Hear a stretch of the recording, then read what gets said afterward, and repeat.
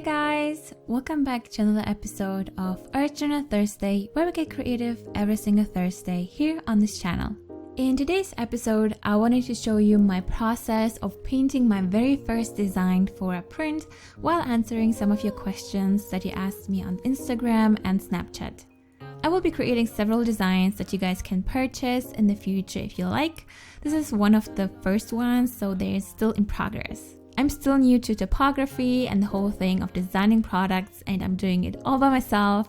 But if you're interested in supporting my art and buying some of my art in the future, be sure to follow me on my social media to stay up to date so you know when you can purchase them and where and what.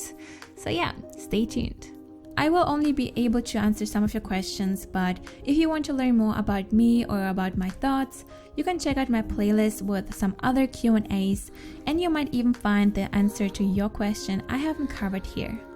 The first question is by Melanie. Hey Mako, have you ever wanted to give up and to quit everything because something went wrong? How do you deal with procrastination, and how do you organize and plan everything to be on time? Lots of love. Lots of love back to you.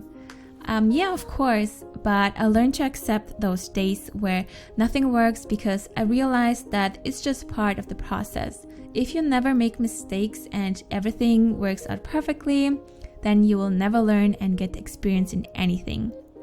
If something doesn't work, it doesn't mean that you are a failure, that you suck. It just means that you find out what doesn't work so you can actually find what works.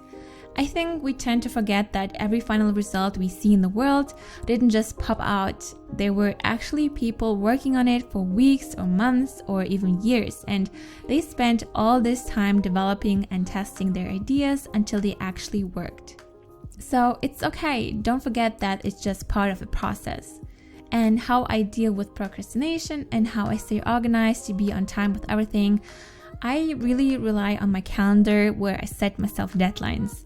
Without deadlines, I will never get anything done. So I write down what I need to do and when it's due, and then I do whatever it takes to finish it. Before I went to London, for example, I had to finish 2 videos and I had to upload them and have them ready so I can just publish them when I'm in London. But I only had 2 days left, so I knew Tuesday is my last day because I leave on Wednesday. So I absolutely have to finish it even if I need to stay up all night.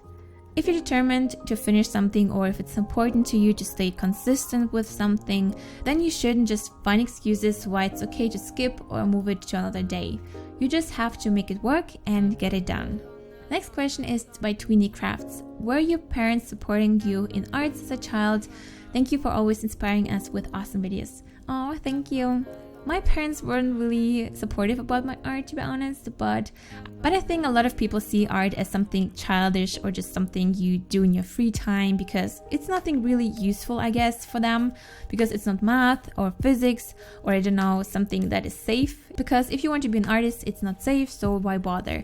But what is certain in life anyway? But for me, I always felt like art is important to me, even if I just do it for myself. Being creative is not just for having fun, but it also helps you to learn to think outside the box and solve problems, which can really help you in your everyday life. That's why I hope one day the whole view of art will change and people will learn and appreciate the art, because it's something we all used to do when we were in the kindergarten even. So why do we need to feel weird or uncertain about something that we actually have in common? How do you deal with rough times in your life? Have you ever taken inspiration for art from your own life? As I said in my other videos, you can't avoid rough times.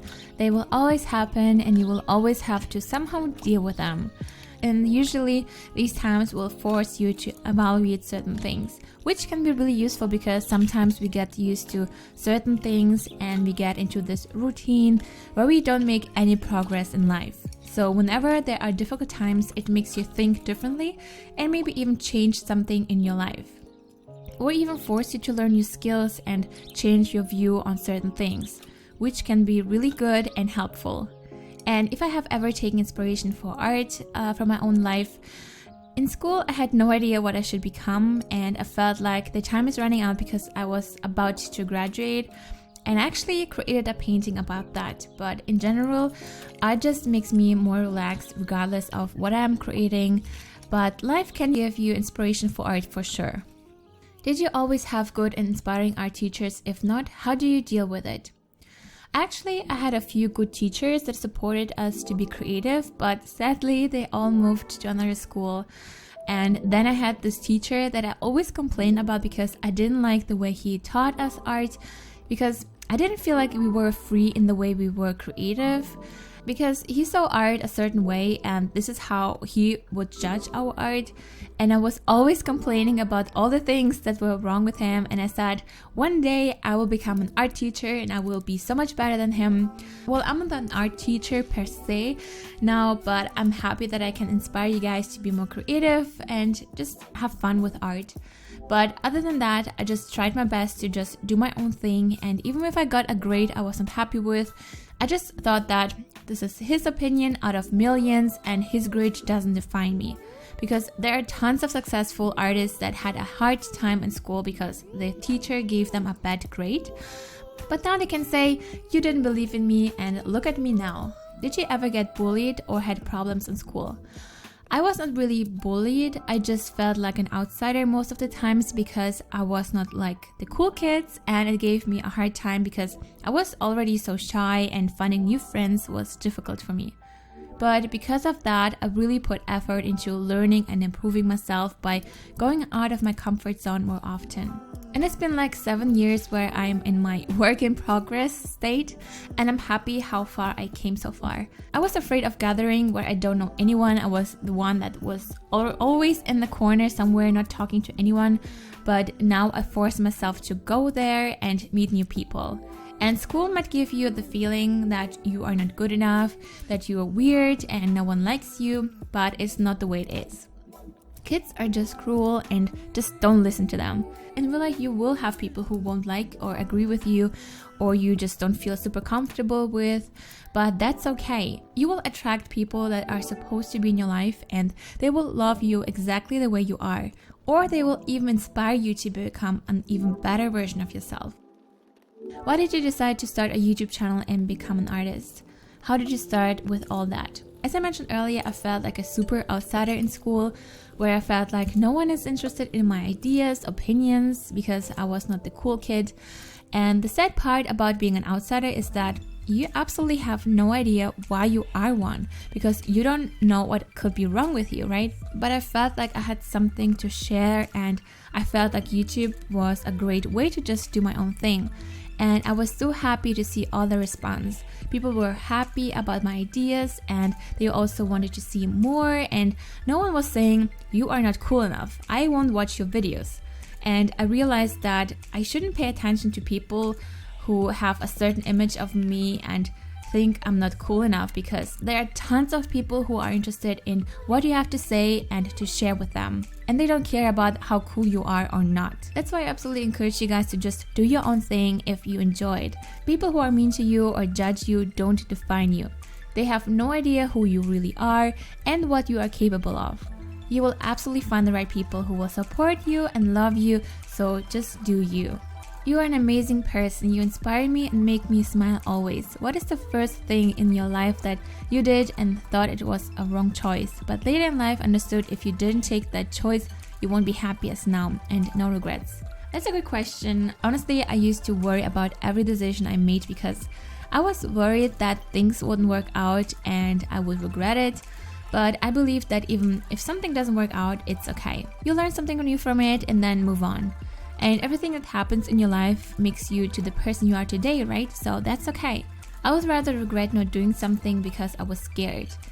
And what makes me most unhappy, I guess, is that when I stick to a certain situation I'm not happy with just because I'm scared or worried about something.